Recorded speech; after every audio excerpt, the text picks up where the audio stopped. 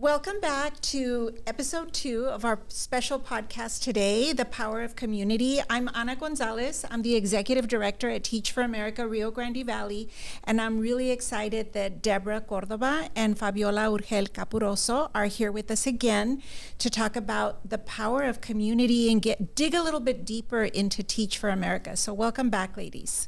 Thank you for having us back, Ana. Thank you, Ana. I'm excited to be here. Awesome. So in the first episode, we heard a little bit about Teach for America, what we do, the power of collective impact. And I want to walk us back a little bit over the 30 years of impact that Teach for America has had in the Rio Grande Valley. And so to build a little bit of context, I told you all that I've been around education for almost 3 decades, so we've experienced some significant changes in our community. But if I recall going back to the 90s, at that time, there was a study conducted by the Johns Hopkins that really highlighted the abysmal graduation rates in the Rio Grande Valley, so much so that the Johns Hopkins labeled our community dropout factories.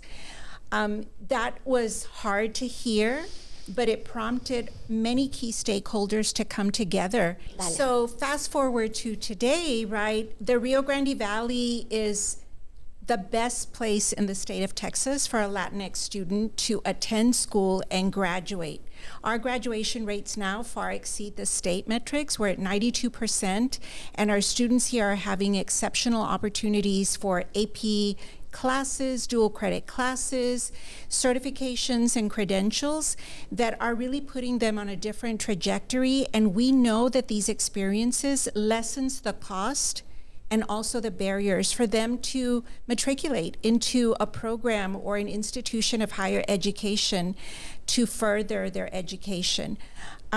And when we talk about what made this shift possible, I was sharing with you all, and the title of our podcast, right, The Power of Community, is there have been relational changes, there have been mindset shifts, and there have been structural changes that have really empowered the education in the Rio Grande Valley to be something different and magnificent for kids, even though we know there will always be challenges that we have to come together to change. And so one of those relational changes, and I was talking about Johns Hopkins University and the study that they conducted, the Valley got to work on making sure that we were doing things differently for kids. But then another report funded by the Bill and Melinda Gates called the Encore Report was published. And that really illuminated for the Rio Grande Valley the piece of data. And we should always use data as something to illuminate the work that we need to do, right? But what that shed a light on was, okay, Rio Grande Valley, you've exceeded the state metrics on graduation. You have students matriculating into college, but it's not really translating. Like your graduation rates are really high, but the matriculation, it's improving, but it's still really significantly low. And so that really pulled together our friends, right? When we talk about the power of collective RGV focus, to bring together our superintendents, our business community, our district leaders, philanthropists, other nonprofits, to talk about how we were going to solve that and come up with a solution. And so Teach for America has been part of that and walking hand in hand with our community as a high quality pipeline of talent to bring exceptional leaders into our region to impact the academic outcomes for students. And so when we're talking about these, right, structural changes that happened, at that time, we're seeing an improvement in graduation rates. We're talking about what we need to do differently to matriculate kids into institutions of higher education.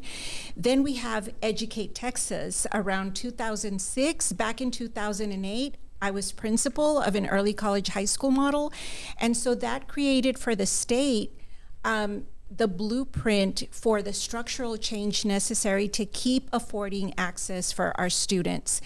And Teach for America and our alumni actually were founders of a very significant charter program in our region, Idea Public Schools, who is now one of the nationally recognized charter institutions who have put kids on a different lifetime trajectory. And so there's really been this sense of fostering collective impact in our community. And we've not been afraid of what's not working. We've come together to look at those things and put practices into effect so that our students can have a better education. And so I wanted to walk us back because I know you all are coming in with some thoughts. You're both business leaders, proud Latina women who are also mentoring many of our young women and men. Like, you really put a lot of thought into things, how you make decisions, how you choose to be part of Teach for America, how you involve your businesses. So I'd like to hear a little bit more about what this has you thinking. Well, you shared something that really is important, Anna. Bringing together key stakeholders, bringing together superintendents, our educators, philanthropists, businesses, community leaders. That's the power of community. That's the power of partnership. And when you get to those key stakeholders, that's where you start to see change, right? So let's talk about, right, stakeholders, getting, people involved, Yeah. and also making decisions. I'm a partner at a law firm, and I know that every time that we receive partnership packets and want to be involved with different organizations, I enjoy seeing things come across my desk that will touch our children and education. And while we support many organizations, when I get the opportunity to be a part of Teach for America and invest in our children that are going to be the future leaders of our community, That's right. that's where we make a decision and we choose to be part of it. I know I'm excited to be a sponsor for our upcoming Honor Roll Gala. I know Fabi is, and she'll share her thoughts, but just being able to invest in the community of education and share that with others. I'm extremely passionate about children. I understand the impact that, education has on children. And so to continue to make that impact at a level that will show, especially the metrics that you shared with us. I'm a firm believer, right? Metrics are important. Data is important, especially if you utilize those numbers and see how successful Teach for America has been. To hear you say 92%, I'm sitting here, I'm just like, That is powerful. powerful. And inspiring. We've been just a part of it, right? Because it's been a collective impact effort. But something that is true about Teach for America is that we currently have over 50 educators in the Rio Grande Valley. We have over 220 alumni, and those are our teachers who completed their 2-year commitment and continued to have impact in education. Because here in the Rio Grande Valley, something that we're doing because of your support is that we're about 75% of our alumni network is still in education. So they're still having an impact. And when you talk about investment and things that you want to be a part of, I wanted to also share that and illuminate, right, the power of collective impact and what Teach for America continues to do. And most recently in our first podcast, you talked about Ignite, right? We have over 108 college fellows who are having impact in the lives of students right here in the Rio Grande Valley. And Fabi, I know that I can see your brain percolating with things. What is it that you'd like to share? Well, before working at my current financial institution, I worked for the Federal Reserve Bank, and I was in the community development department, actually. And one of the things that was repeated to us is the principle of the three-legged stool. You cannot solve any problem by just having the private sector or the public sector. You need to have this sense of partnership, and we need to work together. One of the initiatives I worked when I was at the Fed was education and the digital divide. And it was talking with our stakeholders, policymakers, but also the private sector. Like Deborah was saying, the businesses that support causes like Teach for America and many other causes, like Deborah shared, I proudly work for a financial institution that supports Teach for America, and also my husband and I personally support Teach for America, and it felt so much joy that as a married couple, our first official sponsorship was for Teach for America, because it is something that we deeply believed in, and also because now that we have a 1-year-old daughter that is going to go to the school system here in the Valley, we want to look out not just for her, but for her future and current classmates, because I think that's the only way we're going to solve any systematic problems. It cannot be just one organization or a policymaker or a business. It has to be a collective effort, and also so that it's a permanent change, and it's just not just a Band-Aid and here, this will fix it right now. It has to be a transformational change that ignites, change and causes, and then we become these agents of change that can see, an impact in the future of our children, which is the only thing that is going to guarantee that our region as a whole performs better. Absolutely. And all of what you both are sharing really resonates with me, and I feel that we have this strong alignment and passion for the power of impact, the power of education. And here in the Rio Grande Valley, it's really an exciting time to be invested in education and in the future of our students. We've seen incredible transformation. We know there's still work to be done. We're not afraid in the Rio Grande Valley to roll up our sleeves, to lock arms, to walk in lockstep, to do what's important for kids. But it's also a really joyous time where we get to celebrate, right, the impact that we're having together as a power of community. So what I wanted to share with everybody today is our upcoming Honor Roll Gala, which you all can pipe in and share about as well. We're in our 6th year at Teach for America of coming together, celebrating the power of community, and it's really become the Valley's signature event in our community, where we honor an educational champion, an institutional catalyst, and one of our very own Teach for America alums. So I want to invite you all to share a little bit about that and what's happening in your roles as co-chair, because it's going to be a great time. And I hear there will even be an after party. But talk a little bit more about who we're celebrating, and we're hoping that all of you can come and join us to celebrate as well. Well, let me share first that I'm just excited to be able to be a co-chair with Fabi. I love your positive energy. Best team ever. Yes, love your energy. And just above all that, just everything that you shared about Teach for America and how you and your husband chose to have that first sponsorship as a married couple, because you believe in the power of community, giving back, and education, and the change that TFA is doing.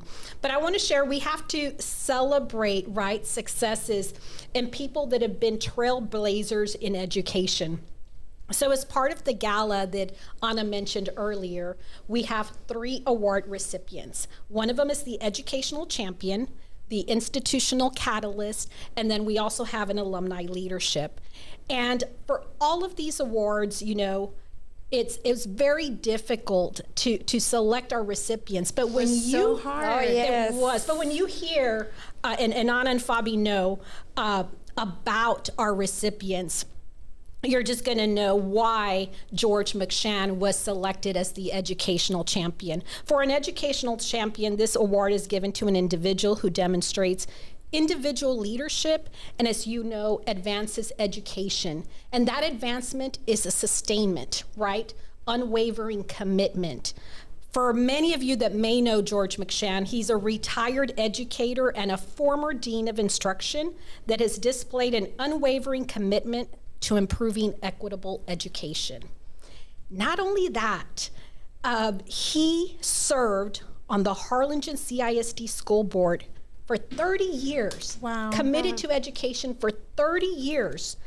He earned recognition as a key contributor to the best board in Texas in 1993. He is a display of always believing in advancing education. And I just highlighted a couple of things about George McShann. He's received numerous awards, been recognized across the state, and continues to give back to education. And one of the most beautiful things about George McShann is that actually one of his former students, and it was so powerful and impactful to me, is that one of his former students wrote an essay about him.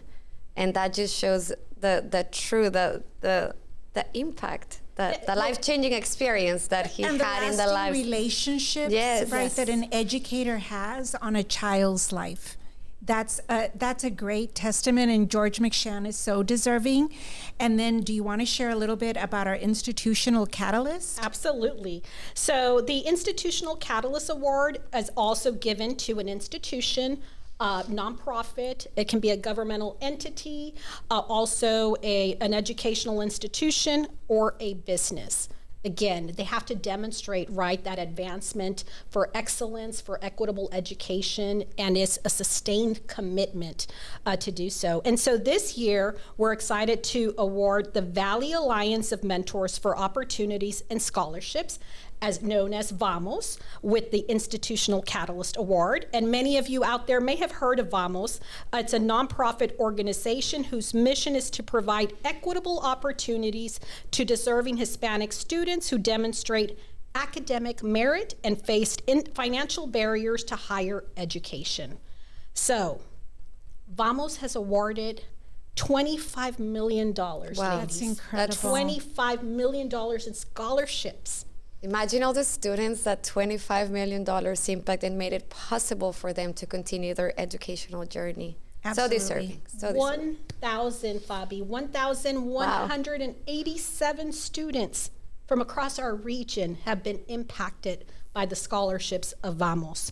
And I know that we're going to have several distinguished alumni of the program that will represent VAMOS at our honor roll gala. So that's going to be exciting to see. It is, and when you see the generational impact, that's what yes. excites me even more. And you mentioned alumni, so I'm also thinking about who our Teach for America alumni recipient will be for that evening. So we're excited to announce that our alumni leadership recipient will be Aaron Brenner. Let me share a little bit about Aaron with everyone out there. This award is given to a Teach for America alum who either currently resides in Rio Grande Valley or was a core member here in the Rio Grande Valley. And Aaron moved to the RGV as a 1995 Teach for America core member teaching second grade. That's right.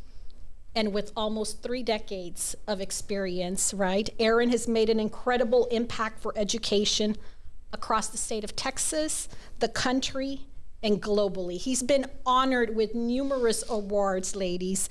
And in alignment with his initial commitment when he joined Teach for America and his work for education, he has also served on our Teach for America Rio Grande Valley Alumni Board. So I'm excited about our award recipients. And you should be too. You all out there should be too, and should be joining us April 4th at the Mission Event Center. I'm sure we're going to leave a link so you can read more about Teach for America. You can message Anna, Deborah, me, or anyone that is part of the committee. And we're so excited. And like Anna said, we're having an awesome after party. It will be a fun time for us all, and it is time to celebrate so that we can recenter on the power of community and how important everyone is. And all of the contributions that are raised that evening go directly to recruiting, finding, developing, and supporting our Teach for America core members. Again, you can learn more about Teach for America at www.teachforamerica.org. Follow us on Facebook, Teach for America Rio Grande Valley, or on Instagram, TFA RGV. Thank you for joining us for this podcast. Thank you, Fabi and Deborah. I can't wait for April the 4th, where we all celebrate together, and vamos a celebrar. Thank you. Thank you so much, Anna. Thank you. Like, share, comment.